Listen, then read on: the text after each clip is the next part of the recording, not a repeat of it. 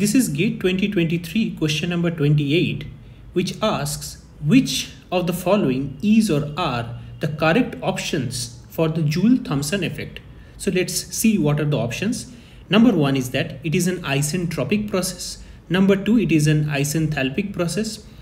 It can result in cooling as well as heating. For an ideal gas, it always results in cooling. So these are the four options which are given. So it's a multiple selective question, as in the question it is given that is or are correct options. So one option or more than one options may be correct. So we need to see that what is this Joule-Thomson effect, and from there we will deduce this, that what will be the answer of this particular question. So let's see the solution.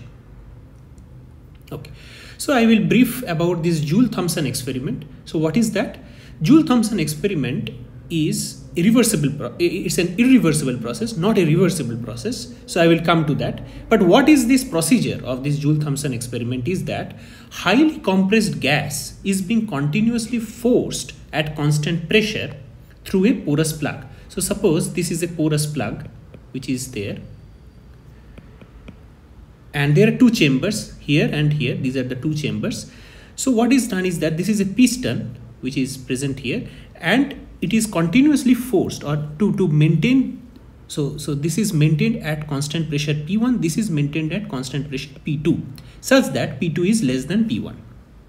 So what is done is that this gas is being forced so that the pressure remains constant, and at the same time this gas goes through this porous plug, resulting into expansion, and this P2 slowly decreases.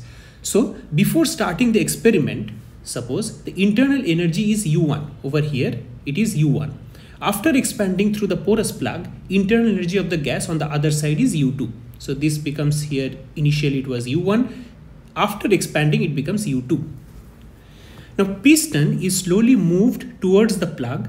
This piston is slowly moved towards this particular plug which is present. Why? Because gas is moving towards this second chamber, so here the pressure decreases, but we need to maintain it at constant pressure. Therefore we have to give some force so that the pressure is remaining constant over here, that is P1.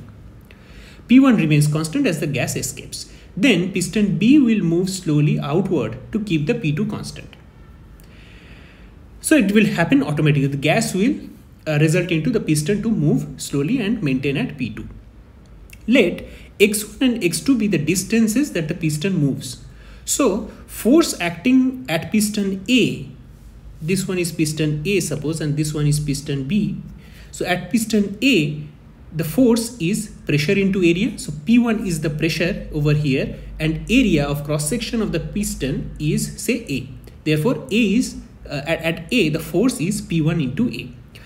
Work done on the gas, because since I am pushing this piston towards the porous plug, so it will be work done on the gas. So that is P1 into A into X1, because A into X1 is nothing but the volume. So P1 into V1 is the work done over here.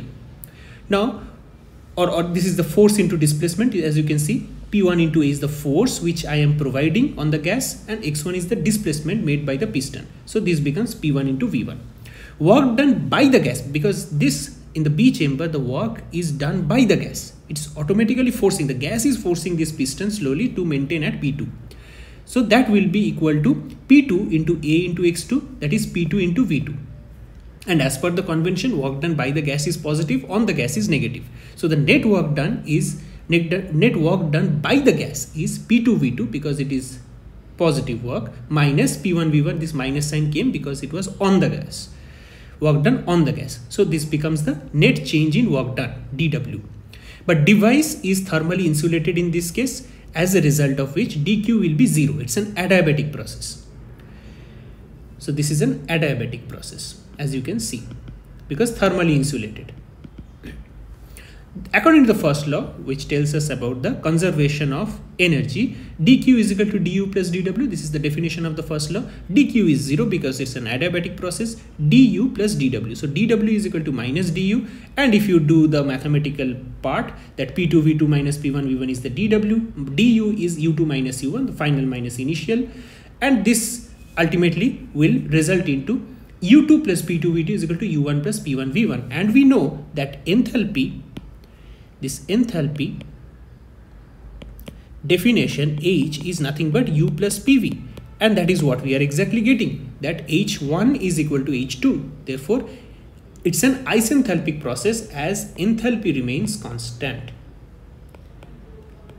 So what we have seen that it is enthalpy remains constant. So if I come to this solution again, we can see that B option is correct, that it is an isenthalpic process. But what about others? Let's see one by one. Next is that, as I have already mentioned, that this process is an irreversible process. Although it's an adiabatic, but it's an irreversible process. Therefore, entropy change is finite. ds is not equal to 0. Although dq is 0, but ds is not equal to 0 because it will not follow the reversible definition, that is ds is equal to dq by t. ds is here not equal to 0. It's a finite. Hence, it is not an isentropic process. Therefore, if you come again to this particular solution, it's an isentropic process is wrong. It is not correct. Let's see about the cooling and heating. So if I come here, Joule Kelvin coefficient of this entire experiment, we can derive up to this particular part, that is mu. The Joule Kelvin coefficient mu is actually defined as delta T by delta P at constant H, because it's an isenthalpic process. Now at constant enthalpy, what is the change in temperature with respect to change in pressure? As you can see that this delta P will be negative. Why? Because the gas is expanding. So therefore it is this change in temperature which will guide mu, or this mu will guide this change in temperature. So ultimately this can be written as, through mathematical point of view, we can come to this particular point. It is easy to derive, but I'm not deriving it here. It is directly written here, that it is minus 1 by Cp. This is the expression. Now for an ideal gas, PV is equal to nRT, we know. So the second term, if you put nRT, N and R are constant number of moles is constant, R is also universal gas constant. Only thing varying is T, but it has to be calculated at constant temperature. Therefore, the second term will be 0. First term, U, internal energy for an ideal gas, it's a function of temperature only. So the first term is also 0. Therefore, for a perfect gas or an ideal gas, this mu, the delta T, delta P at constant H, is actually 0. So for a perfect gas or for an ideal gas, the Joule Kelvin coefficient is 0. That means what? The change in temperature remains 0. Therefore, if mu is 0, P is also changing. So dt has to be equal to 0. T remains constant. Therefore, no heating or cooling. So for perfect gas, there are no heating or cooling. But related to ideal gas, there is one option. Let's see what is that. D1. For an ideal gas, it always results in cooling. No, for an ideal gas, it does not cool nor it heats. So this is also wrong. Now we have to check that it can result in cooling as well as heating. Well, we can see it clearly that for an ideal gas, it is 0. But for real gases, it is found that mu is not equal to 0. It can be positive, it can be negative, it can be 0 as well. So for a real gas or van der Waals gas, this is the expression of the equation of state, and mu can be defined as delta T by delta P at constant enthalpy, can be written as 1 by Cp 2A by RT minus B. So expansion will lead to decrease in P, and we have these three options in case of real gas, unlike this of the ideal gas.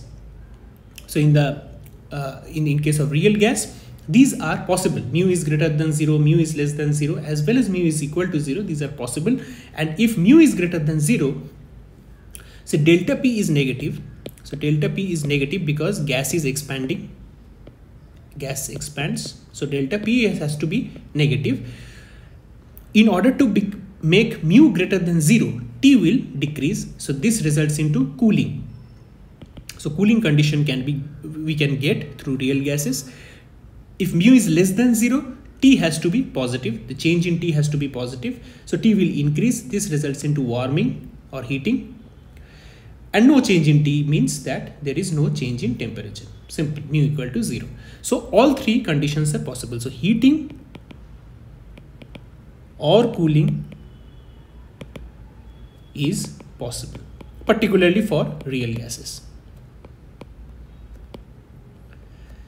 So the B option, which is given in the question, that it can result in cooling as well as heating, yes, it is true, because there is no mention here, there is nothing mentioned over here about what is the gas. So C is also correct option. So B and C are the correct options, A and D are incorrect. Thank you.